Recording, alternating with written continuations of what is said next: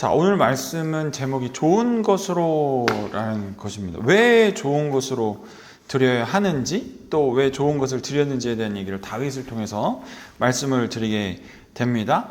이 성전 건축을 앞두고 다윗은 백성들과 지도자들에게 자발적인 동참을 요구하는 장면입니다. 자발적인.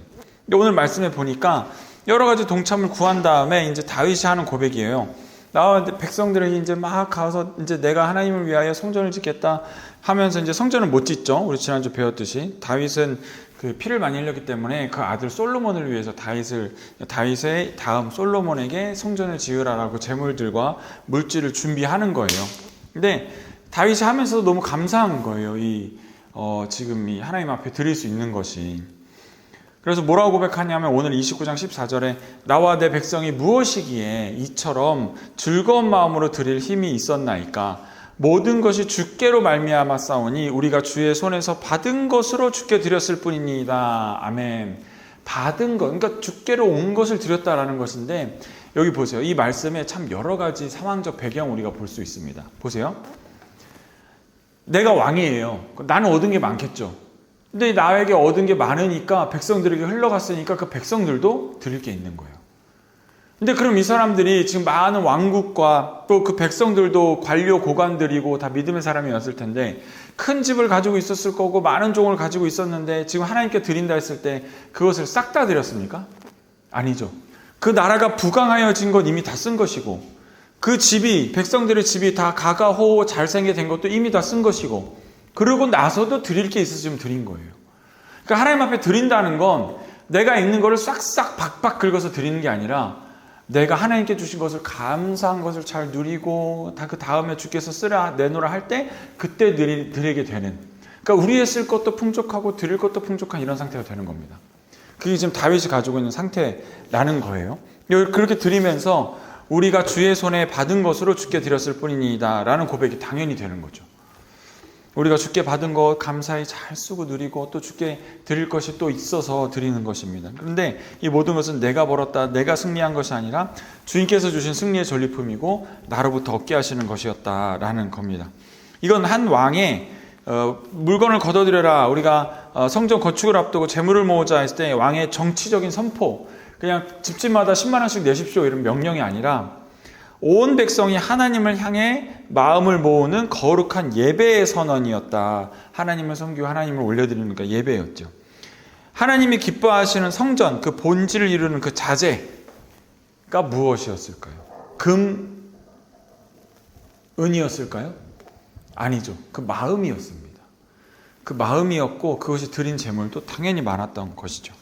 겸손으로 세워지는 성전이었어요. 다윗은 하나님께 이 모든 것을 주께 받은 것을 드린다라고 고백할 만큼 겸손한 사람이었습니다. 왕임에도 불구하고. 자, 우리는 그러면 삶에서 이것을 적용할 때 하나님에게 오신 것을 우리가 감사하고 있는가? 우리가 무언가 드렸을 때 구하는 주는 자가 얻는 것이 맞지만 우리가 어쩔 수 없이 하나님께 얻은 것이 먼저예요. 네. 하나님께 주신 것으로 우리가 돕게 된 겁니다. 근데 돕게 되는데 그것이 부족하다면 우리가 주신 것에 대해서 잘 관리하지 못한 거죠. 그거는 맞습니다. 그런데 주고 난 다음에 얻고자 하는 마음도 있을 수 있지만 그것이 또 돌아봐야 된다 하는 말씀이 이미 주신 것으로 우리가 하나님께 했다라고 해도 틀린 말은 아니다라는 것이 오늘 다윗의 고백을 보면 저도 깨달은 부분입니다. 언제나 얻게 하셨고 지금까지 지내온 것이 주님의 다 은혜이기 때문에 우리 누군가를 돕는다면 무엇을 한다면 그것은 이미 주신 것으로 도왔기 때문에 감사밖에 드릴 게 없는 것이죠. 그러면 이 헌신의 양이 어떻게 됐는지 금이 3,000달란트, 은이 7,000달란트라고 합니다. 한 달란트가 34kg예요. 금이 3.4톤. 그죠? 3,000달란트는 곱하기 34면 102톤이구나. 102톤, 금이 102톤. 와, 금이 한 돈에 몇 그램밖에 안 되잖아, 그죠? 몇 그램이에요, 금 한 돈에? 3.8g, 그러니까 10g도 안 되는 거 맞죠? 저도 그 숫자를 본 것 같긴 해요. 그죠? 근데 금이 몇 톤이요? 102톤. 102톤이면 1톤이 100개인데요. 1톤은 100kg가 100개예요. 아, 10개인가? 그죠, 10개. 그럼 100kg 되는 사람 10명이 1톤인 거고. 맞죠? 1000kg가 1톤이잖아. 1000kg가 1톤이에요. 아, 건우한테 물어보지 말고. 아직 톤 단위 모르고 1000kg가 1톤 맞습니다. 금이, 와, 진짜 째금이네. 이만큼이. 무게도 안 느껴요. 후 불면 날아가겠다. 그럼 1000kg가 1톤, 100kg인 사람이 100명 있으니까, 그럼 100명 있는 사람이 100명이어야지 100톤. 그죠? 아, 1000명이 있어야 되는구나. 하여튼 100kg 사람이 1000명이 돼야지 100톤이에요. 아, 10톤이구나. 그럼 100톤 되려면 1000명, 10,000명이 있어야 되네. 사람으로 치면은 100kg 사람 10,000명이 있어야지 100톤이에요. 100톤, 10,000명. 10,000명이, 웬 10,000명이. 그럼 이 양이 운동장, 경기장에 관중석이 5,000명이니 6,000명이니 이런 관중석이 꽉 차는 사람 그 양이 엄청난 겁니다. 금 양이 지금. 그냥 우리가 요렇게 100톤 이게 아니라 어마어마한 양이 지금 이 방, 왜 우리 그 영화 같은 데 보면 반지의 제왕도 그렇고 이만한 엄청난 큰 그런 창고 같은 홀에 막 금 잔뜩 쌓이는 그런 느낌인 거예요. 100톤. 엄청나죠, 그 양이? 자, 은은 238톤. 와. 그래서요, 금을 지금 2024년 기준 시세로 환산했더니 9조 3,840억이고요. 은을 환산했더니 2,856억입니다. 얼마인 거예요, 도대체? 그래서 합이 9조 6,699억 원이 모인 거예요. 하나님의 성전을 짓기 위해서 지금 우리가 그 그림으로 보고 봤던 이런 단순히 한 3층짜리 건물인데 좀 큰 건물처럼 보이는 이런 정도가 아니라 그 안에 금으로 칠하고 향유로 덧입고 하는 그런 모든 것들을 다 쓰는데 지금 9조 6,699억 원이 모인 겁니다. 근데 이것을 고백하면서 그러니까 지금 바쳐진 것만 그러니까 그 나라의 온 재물, 그 왕국이 세워지기까지 쓰였던 재물, 또 그 백성들이 쓰고서도 지금 내어드린 이 재물이니까 이 나라의 규모가 거의 10배, 20배, 100배 이렇게 된다 하면은 몇 조, 우리나라 지금 아침에 국가 예산이 한 6, 700조 정도 되는 것 같은데 한 나라의 규모가 이제 가늠이 되시죠. 그 국가 예산이라는 게. 지금 단순히 한 곳에 이 성전을 짓기 위해서 모인 돈이 한 10조 정도 되는데 그 나라의 기세와 이스라엘 백성의 모든 수를 헤아려 봤을 때 적어도 1,000조쯤은 되지 않는 국가이지 않았을까 그런 생각이 듭니다. 다윗 혼자만 이 정도예요. 다윗 혼자만. 금과 은이. 그리고 이후 지도자들과 백성들이 자발적으로 또 헌물을 들여서 그 양의 건축을 위한 풍성한 자원이 모아졌는데 그들이 어떻게 고백한다고요?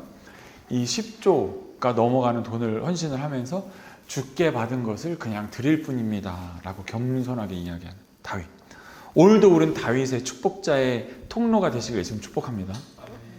제가 이렇게 보니까 지금 저희 교회가 저희 가정이 서거갔다는 것도 그렇고 교회가 세워져 가는 것도 그렇고 참 주님의 은혜입니다.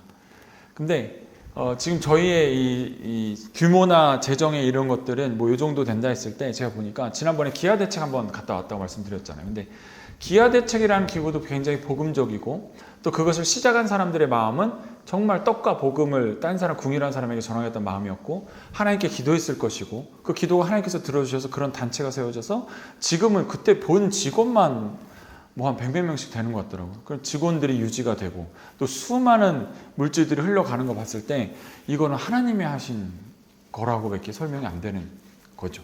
그 사람들이 무슨 아무런 재능과 기부를 했고 했든 하나님께서 마음을 일으켜주지 않는 이상 하나님이 떡과 복음을 흘려보내는 곳에 원하는 곳에 또 하나님이 일하시지 않는 이상 그런 단체가 커질 수가 없었는데 그렇게 커졌다라는 것은 정말 하나님이 하신 일이다라는 것으로밖에 볼 수가 없다라는 겁니다. 그렇다면 우리도 기아대책을 따라가자는 건 아니고 컴패션을 따라가자는 건 아니지만 하나님께서 그렇게 원하신 마음을 깊이 알고 그거를 잘 실천하는 교회가 되면 정말 많은 사람이 오는 교회보단 많은 사람을 돕는 하나님의 지경대로 많은 사람을 돕는 교회가 될 수 있지 않을까. 많은 선교를 하는 교회가 될 수 있지 않을까. 이런 것이 우리 교회의 목표여야겠다. 그게 맞다라는 생각이 더 많이 들었습니다. 아멘이십니까? 그래서 우리가 정말 많은 사람들을 살리고 많은 어려운 것을 돕는 그럼에도 우리 가정이 먹을 것, 쓸 것, 그리고 누릴 것 중에 우리가 흘려보낼 때 주께 받은 것 그대로 흘려보냅니다 주님이라고 고백할 수 있는 각 가정 되시길 예수님이 축복합니다. 그것이 우리의 현실이고요. 그리고 우리의 믿음이고 우리가 그것이 바로 우리가 바라는 것의 실상입니다. 맞잖아요. 우리가 바라는 것이 그거잖아요. 풍족하게 쓰고도 누리고도 정말 많은 것을 더 흘려보낼 수 있는 그런 가정이 되는 그 믿음이 그것이 바로 우리의 실상입니다.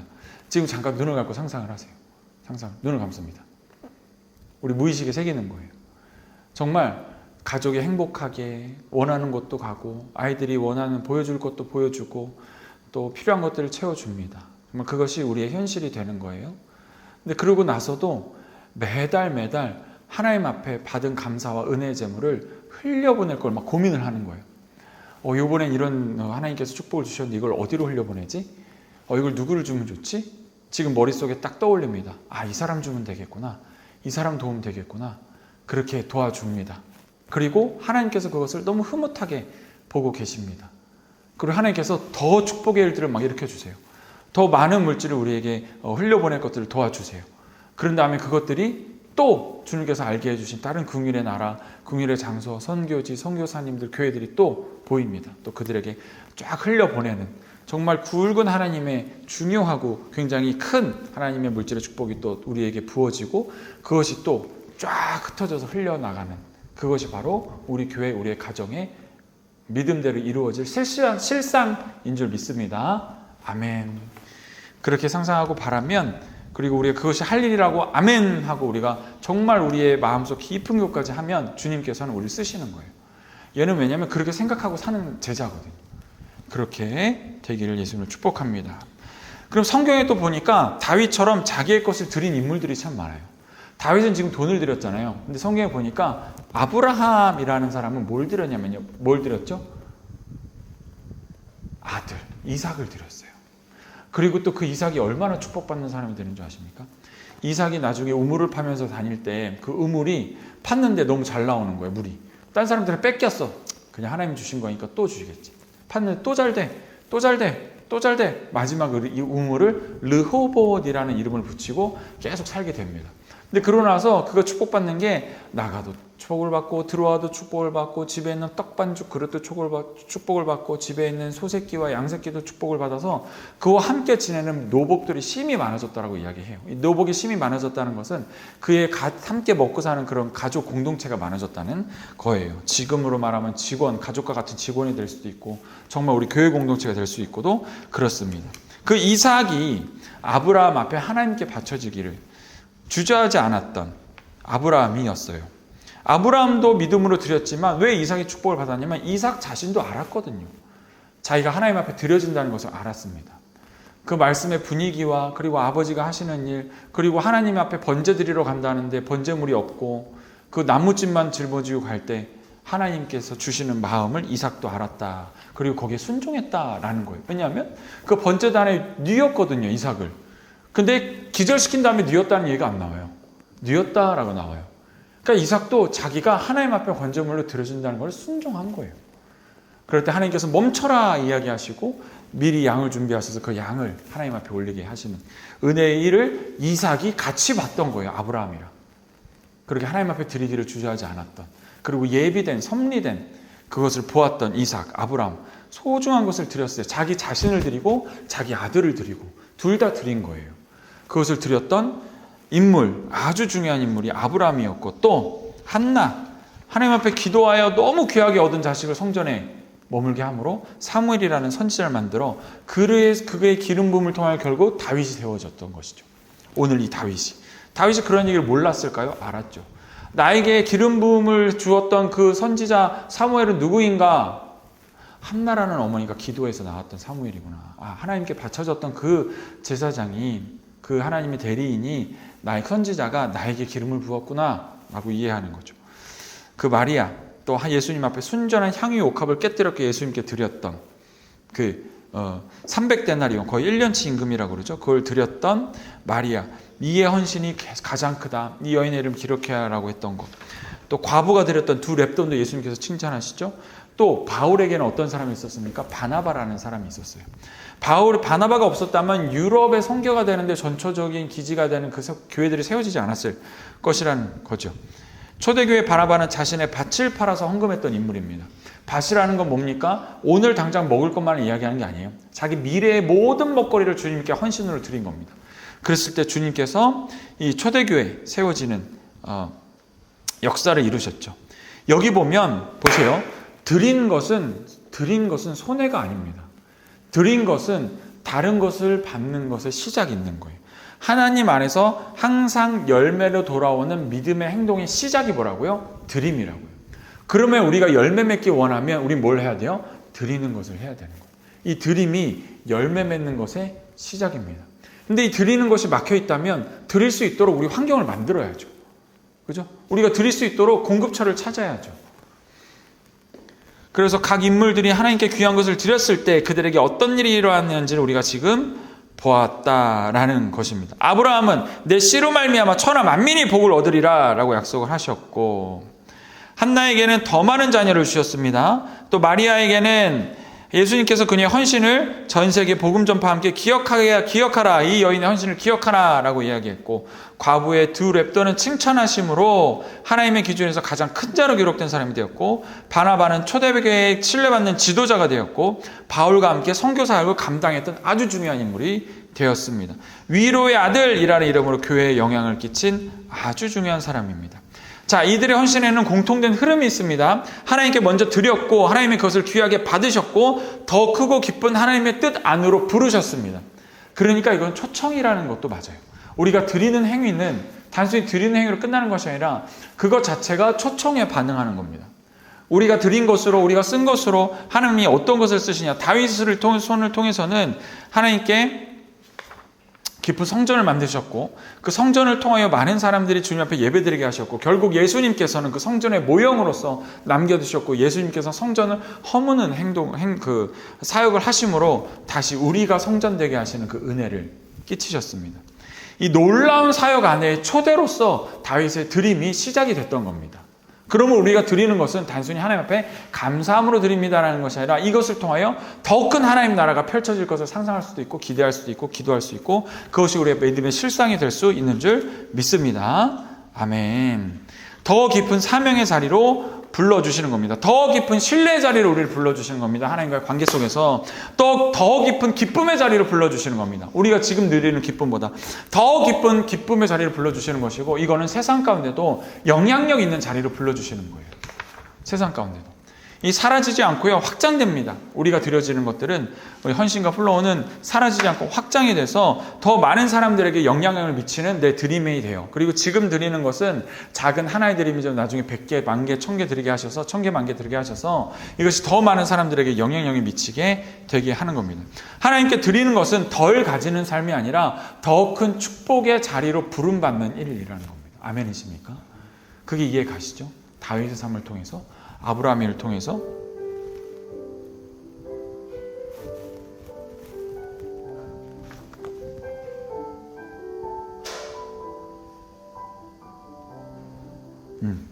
갑자기 하품을 하니까. 네. 주께로 받은 것을 돌려드릴 뿐입니다 라고 고백하는 다윗의 고백, 참 좋습니다. 자, 이것이 우리의 고백이 되기를 바랍니다. 하나님께 드리는 것은 더 깊은 사명의 자리, 기쁨의 자리, 누림의 자리, 열매의 자리로 인도함 받는 겁니다. 자, 성경 말씀에도 이러한 것을 하나님께서 더 깊이 말씀하시는 성경 구절들이 많이 나와 있습니다. 먼저 시브리서 11장 6절입니다. 함께 읽어보겠습니다. 시작. 믿음이 없이는 하나님을 기쁘시게 하지 못하나니 하나님께 나아가는 자는 반드시 그가 계신 것과 또 그가 자기를 찾는 자들에게 상 주시는 이심을 믿어야 할지라. 아멘. 우리가 믿음으로 드리는 믿음의 헌신을 하나님께서 기뻐하십니다. 하나님께 나아가는 자는 반드시 하나님이 계신 것을 알아야 되고, 또 자기를 찾는 자들에게 상 주시는 이심을 믿어야 하는 이 믿음이 우리에게 있어야 된다는 것입니다. 이 믿음을 가지고 우리가 헌신하며 나갈 때 주께서는 더 큰 상급을 주시는 분입니다. 그리고 우리는 이미 그런 상급을 받은 사람들이고 그런 상급을 누리고 있는 사람들입니다.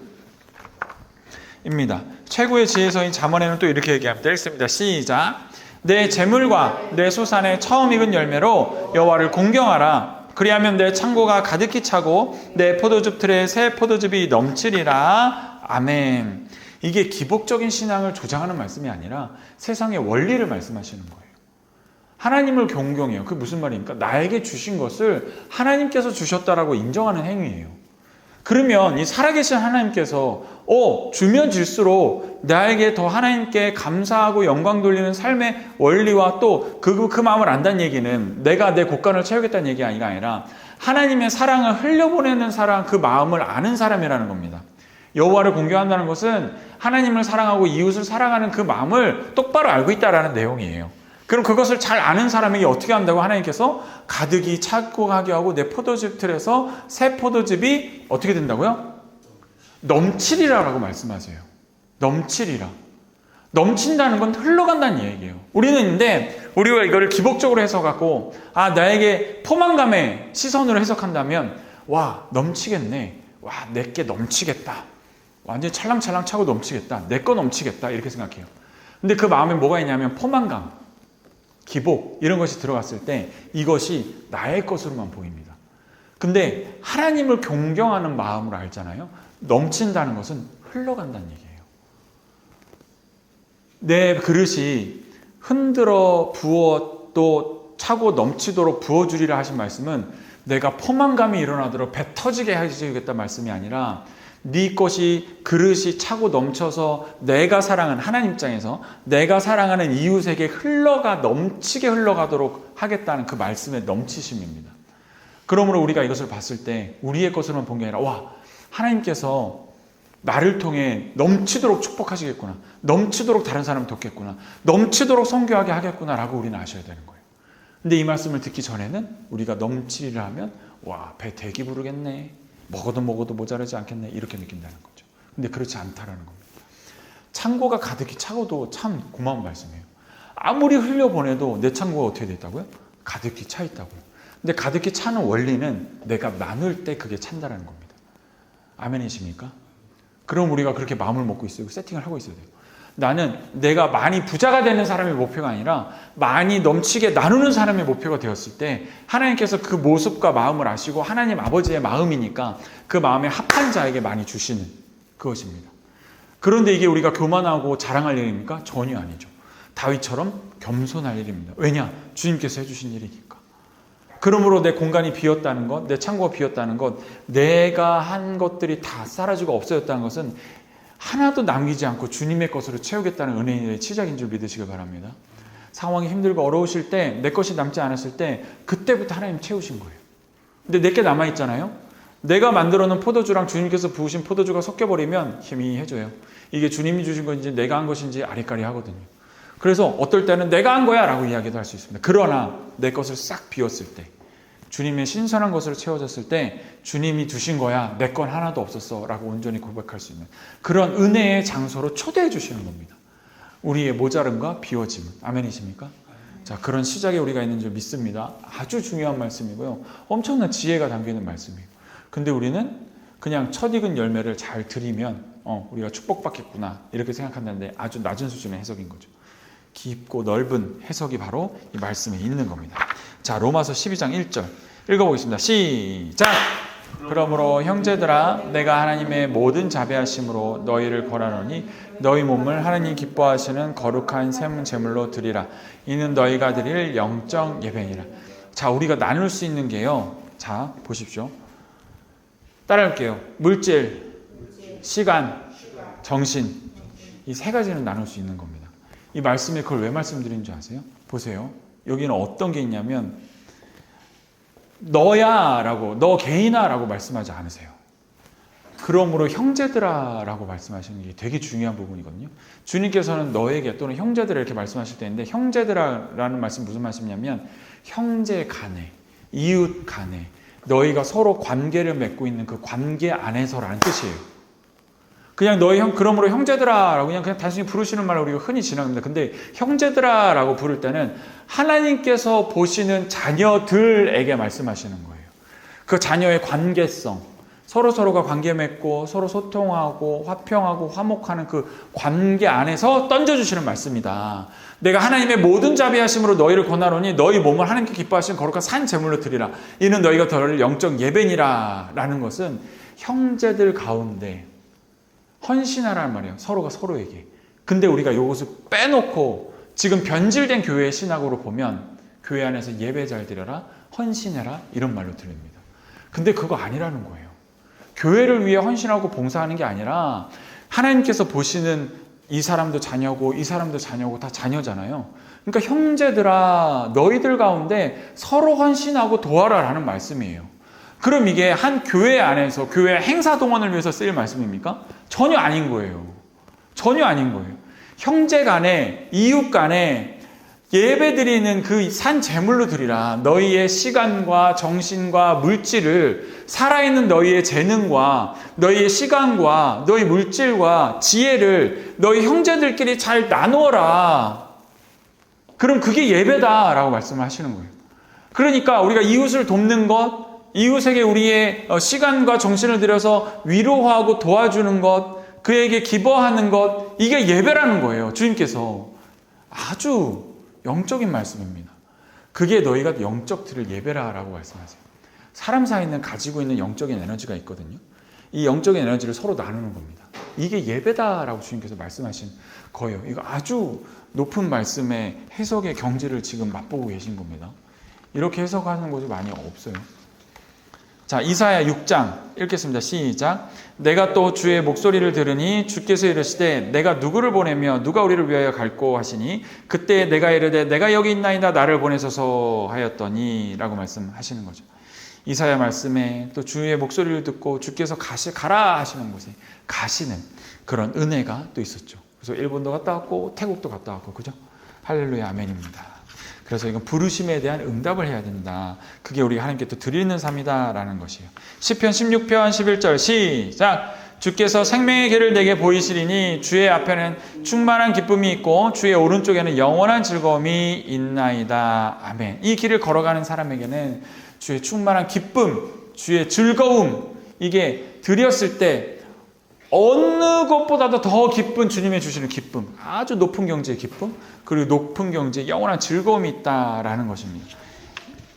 이거를 또 어떤 해석을 두고 하냐면, 자, 천국을 가는 길 이렇게 생각을 하시는데, 여러분 천국은 죽어서 가는 것이 아니라 이 땅에서 누릴 수 있는 주님의 나라입니다. 아멘이십니까? 우리가 그렇게 살아가면 생명의 길로 걸어가고 주님께서 원하신 대로 주의 형제들끼리 그런 예배를 잘 드리면 우리의 길에는 기쁨이 있다라는 거예요. 이 기쁨은 내가 안에서 솟아나는 기쁨이 아니라 관계 가운데 기쁨입니다. 하나님께서는 항상 관계 가운데 말씀하셨어요. 왜냐하면 하나님께서 바라보시는 것이 그 형제들과의 관계거든요. 나 한 사람을 바라보고 계신 게 아니에요. 모든 사건과 나라와 그 하나님이 사랑하시는 그 사람들, 이 친구들은 참 잘 믿는데 이 친구들에게는 하나님의 기쁨, 아직도 믿지 않는 친구들에게도 그 기쁨을 알게 하고 싶어. 이 관계 가운데 내가 영적으로 신겨오는 말씀의 기쁨과 사랑의 기쁨, 그리고 하나님께서 주시는 베푸시는 만족의 기쁨, 평강 기쁨들이 있는데 이것을 참 나누게 하고 싶은데 그게 나눠지지 않으니까 전도해라, 전해라, 이 기쁨을 전해라. 그래요, 나를 나와 함께 사랑하는 예배의 삶을 드리자 이렇게 하시는 거거든요. 그래서 영원한 기쁨과 영원한 즐거움이 여러분 우리가 여기서 잘 살면 교회 열심히 나오고 헌금 잘하고 교회 생활 잘하고 권사님 되고 장로님 돼서 천국 가면 누리는 기쁨입니다 라고 말하는 게 이게 안 된다는 거예요. 이건 거짓말입니다. 한국 교회가 축소되는 원인이기도 해요. 그건 가짜거든요. 죽어서 가는 천국이 아니라 이 땅에서 하나님께서 우리 관계 가운데 만들어주신 이 기쁨을 누리는 것이 바로 예수님께서 하신 말씀입니다. 자, 사도행전 20장 35절 시작. 범사에 여러분에게 모본을 보여준 것과 같이 수고하여 약한 사람을 돕고 또 주께서 친히 말씀하신 바 주는 것이 받는 것보다 복이 있다 하심을 기억하여야 할지니라. 아멘. 여러분 지금 제가 알려드린 대로 보면 받는 게 복이 더 큽니까? 주는 게 복이 더 큰 거예요? 주는 게 돌아오는 복이 더 큰 거예요. 받는 복보다 주어서 얻는 복이 더 큰 겁니다.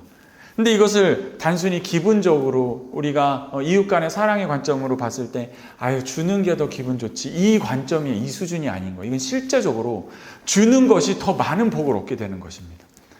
받는 것보단 주는 게 하나님께서 열매 맺게 하시고 그 마음을 아는 것이니 더 순환이 되어서 하나님께 더 큰 것을 받게 되는 것이, 그렇기 때문에 주는 것이 더 복되다라고 하시는 그 원리가 숨겨져 있는 비밀의 말씀이죠. 고린도후서 9장입니다. 시작. 이것이 곧 적게 심는 자는 적게 거두고 많이 심는 자는 많이 거둔다 하는 말이로다. 각각 그 마음에 정한 대로 할 것이요 인색함으로나 억지로 하지 말지니 하나님은 즐겨내는 자를 사랑하시느니라. 왜냐? 즐겨내는 자에게 더 복을 주시는 것이, 그리고 하나님의 마음을 더 아는 것이기 때문에. 8절 시작. 하나님이 능히 모든 은혜를 너희에게 넘치게 하시나니 이는 너희로 모든 일에 항상 모든 것이 넉넉하여 모든 착한 일을 넘치게 하게 하려 하심이라. 아멘. 아까도 넘치고 하는 것이 뭐라고요? 이웃에게 넘쳐난다는 것이죠. 근데 우리가 넉넉하게 하는 것이 내배부르고 이제 일 안 해도 되겠다 이렇게 되는 것이 아니라 넉넉하게 하여서 어떻게 한다고요? 모든 착한 일을 넘치게 한다. 많은 사람들에게 흘려갈 일을 크게 이루시려고 넉넉하게 하신다라는 겁니다. 근데 우리는 언제나 어디서 갑자기 복권이라도 되기를 바라는 마음, 포만감을 가지기 원하는 거예요. 근데 포만감은 오래가지도 않고요. 그렇게 유쾌한 기분은 아닙니다. 만족감과 감사함이 있을 때 그것이 더 기쁘게 남는 거예요. 그게 넉넉한 삶이죠. 자, 마지막입니다. 시작. 내가 진실로 진실로 너에게 이르노니 한 알의 밀이 땅에서 죽지 아니하면 한 알이 그대로 있고 죽으면 많은 열매를 맺느니라. 아멘. 우리의 것을 심지 않는 사람들이 참 많이 있습니다. 인색한 사람이 참 많이 있습니다. 근데 그것은 세상 원리가 아니라는 거예요. 내 것을 심어서 그것이 썩어서 자양분이 되었을 때 많은 열매를 맺는다라는 말씀입니다.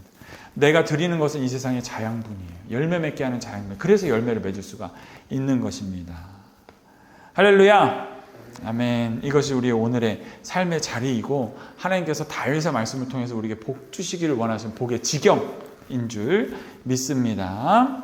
오늘 말씀 좀 많은 내용들을 함축적으로 드렸는데 이것이 더 이해가 안 되신다면 유튜브 계속 들으셔도 좋겠습니다. 자, 기도하겠습니다. 할렐루야. 하나님 감사합니다. 오늘 말씀 가운데 숨겨진 주님의 축복의 원리의 비밀을 우리가 보았습니다. 다윗이 그렇게 내어드기를 기뻐하는 사람이었던 것이 어떤 마음인지 다양한 사람들과 다양한 말씀을 통해서 보았습니다. 주님, 우리의 영안이 열리어 이것을 우리의 삶의 말씀으로 잘 받아쓰게 하여 주시고 이것을 또 우리 자손 대대로 흘려보내는 사람들 되게 하여 주시며 하나님께서 주시는 큰 은혜와 복이 우리 가운데 있게 하여 주셔서 우리가 그것을 넉넉히 넘치게 흘려보내는, 많이 흘려보내는 사람들 될 수 있도록 우리를 사용하여 주시옵소서. 축복하여 주시옵소서. 감사드리며 예수님 이름으로 기도드립니다. 아멘.